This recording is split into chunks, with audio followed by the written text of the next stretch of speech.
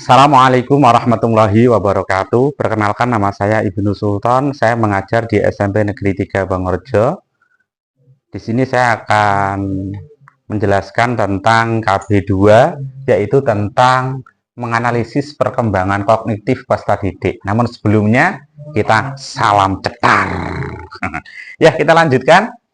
Dalam perkembangan kognitif peserta didik, nanti kita ada 5 komponen subcapaian yang akan kita bahas.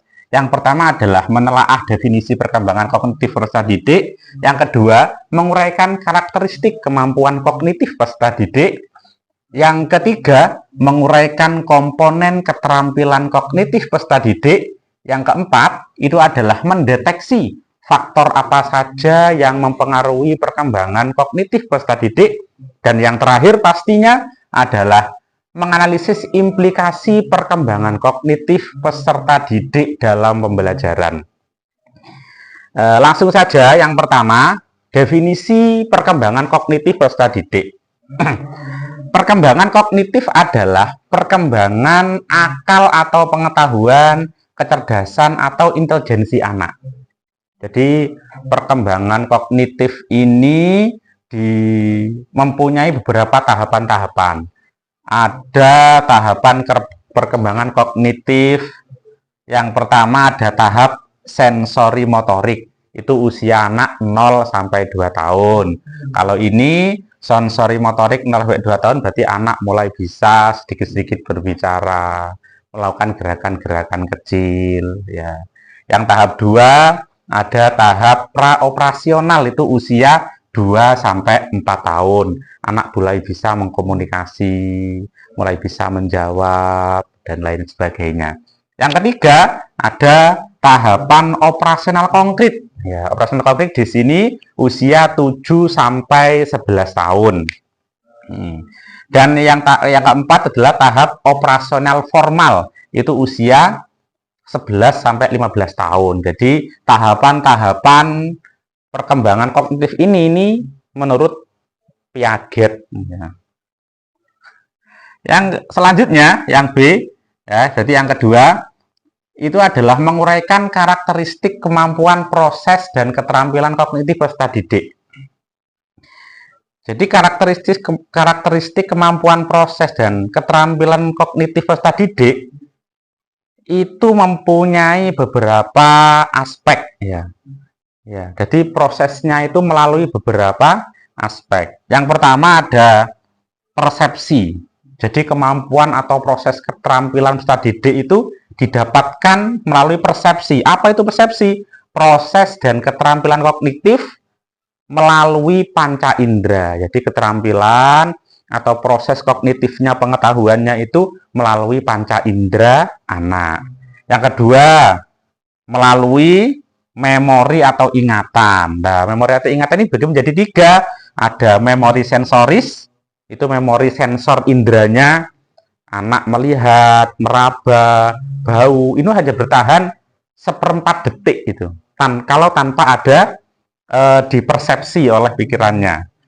Yang kedua ada memori jangka pendek, seperti membaca atau mendengarkan, itu hanya memori jangka pendek. Itu hanya bertahan hanya 30 detik. Makanya kalau nggak diulangi lagi, nggak diresapi, ya akan lupa. Yang ketiga, yang C adalah memori jangka panjang. Ini terjadi pada anak usia 4 sampai 12 tahun.